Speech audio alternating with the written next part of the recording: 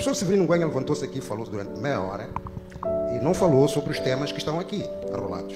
Não falou sobre a partidarização do Estado, não falou sobre o Estado de Direito, não falou sobre a descentralização.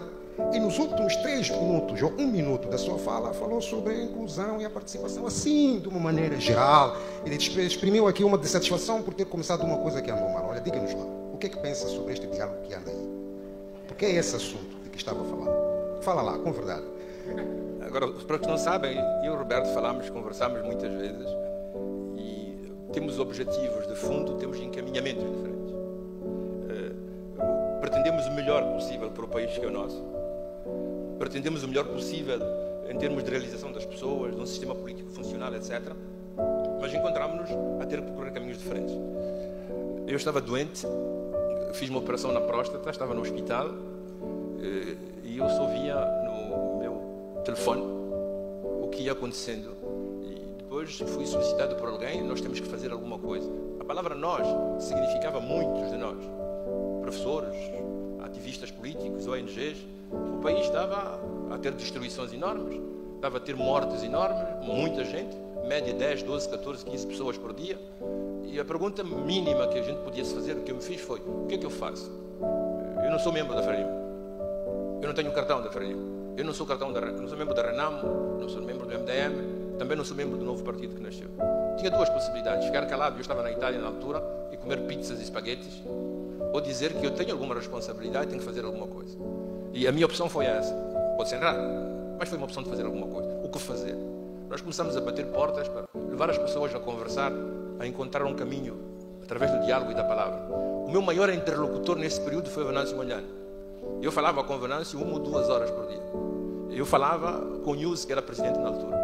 E quando eu voltei, ainda nem estava curado completamente, convencemos o presidente News a convidar as principais lideranças políticas a sentar com elas. Depois de muita relutância, ele aceitou. Saiu um documento, o Venâncio Mondlane escreveu um documento que estava fora de Moçambique com 21 pontos, em que ele sugeria que estes eram os pontos principais que tinham que constar numa agenda de reforma no país. Eu peguei nos 21 pontos, conseguimos introduzi-los no documento base que tinha que ser discutido, e assim começou o diálogo interpartidário. As ideias principais que nortearam o documento eram as ideias do Venâncio. Quando foram introduzidas as ideias, o documento circulou entre todos os partidos e a pouco e pouco nós fomos perdendo o controle dele. Quando ele foi para a Comissão Política, a Comissão Central, começaram a fazer mudanças. Uma das lutas para mim, que eram importantes na altura, e eu falava muito com o Lutero Simão, era dizer assim: Lutero, esta não é uma iniciativa presidencial e não deve ser uma iniciativa presidencial.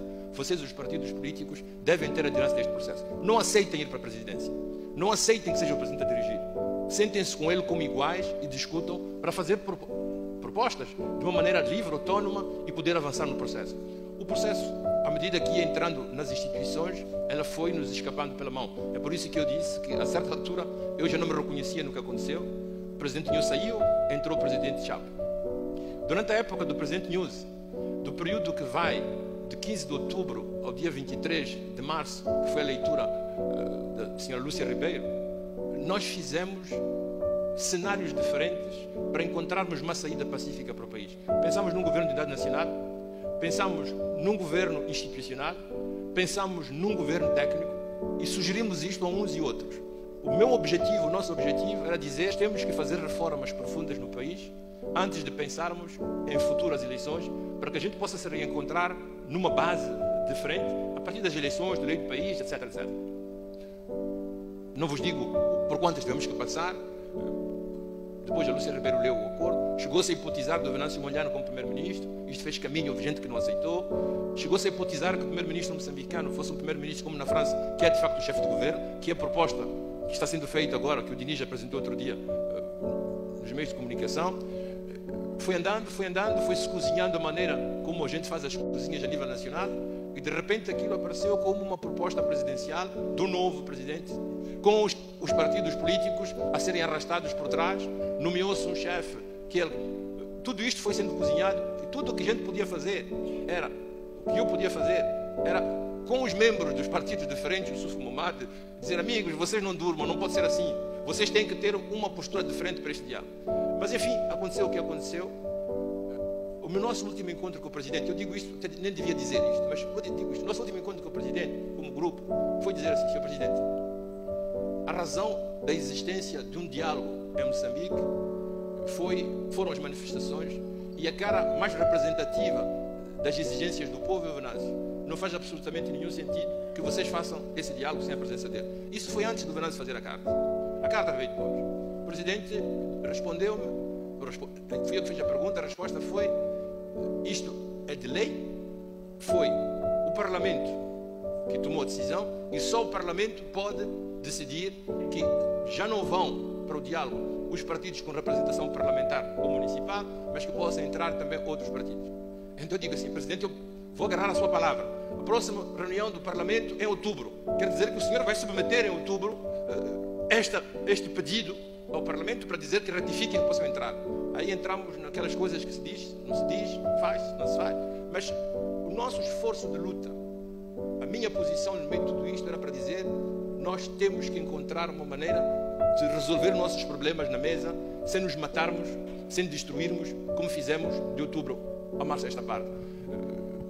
Houve um momento, talvez dramático para nós, quando não se passava nas estradas, quando morria gente, quando a polícia baleava jovens, quando queimavam-se coisas. Houve um tempo em que nós dizíamos assim, eu dizia assim: eu preciso de uma ou duas pessoas que possam convidar o Presidente Chapo e o Venâncio a sentar-se na mesa. Eu falei ao Presidente Guebuza, Chissano, Graça, mas acho que não há ninguém em Moçambique que tenha nome que não tenhamos tentado encontrá-lo para dizer: mete as duas pessoas juntas, torne-se um acordo de parar com este tipo de conflito e o resto vamos ver depois. Depois daquele brilhante 23 de março, encontraram-se e a partir daquele momento oficialmente não morreu mais ninguém.